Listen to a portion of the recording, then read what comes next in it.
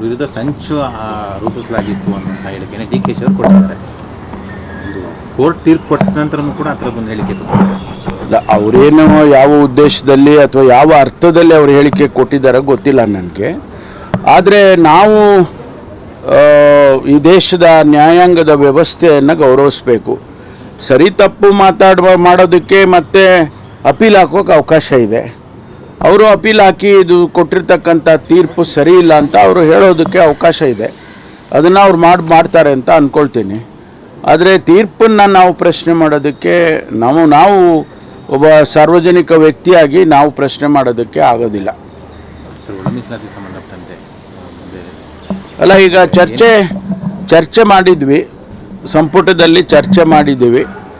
ಅದಕ್ಕೆ ಒಂದು technical committee ಮಾಡಿ ಈ ರೋಸ್ಟರ್ ಪದ್ಧತಿಯನ್ನು ಯಾವ ರೀತಿ ಮಾಡಬೇಕು ಅನ್ನೋದ್ರ ಬಗ್ಗೆ ನಮ್ಮ ಮುಖ್ಯ ಕಾರ್ಯದರ್ಶಿಗಳ ಅಧ್ಯಕ್ಷತೆಯಲ್ಲಿ ನಮ್ಮ ಇವರು ಯಾರು DPRನವರು, ಆಮೇಲೆ ಸೋಷಿಯಲ್ ವೆಲ್ಫೇರ್ನವರು, ಆಮೇಲೆ ಇವರೆಲ್ಲರನ್ನೂ ಸದಸ್ಯರನ್ನು ಮಾಡಿ ಅಧ್ಯಕ್ಷತೆಯನ್ನು ಚೀಫ್ ಸೆಕ್ರೆಟರಿಗೆ ಮಾಡಿದ್ದಾರೆ. ಸರ್ಕಾರ ಅನಗತ್ಯ ವಿಳಂಬ ಮಾಡ್ತಾ ಇದೆ ಅಂತ ಆರೋಪ. ಇಲ್ಲ, ನಾವು ನೋಡಿ ಒಂದು ಸಾರಿ ಮಾಡಿದ ಮೇಲೆ, ಒಂದು ಕಾನೂನು ಮಾಡಿದ ಮೇಲೆ it should stand the test of law.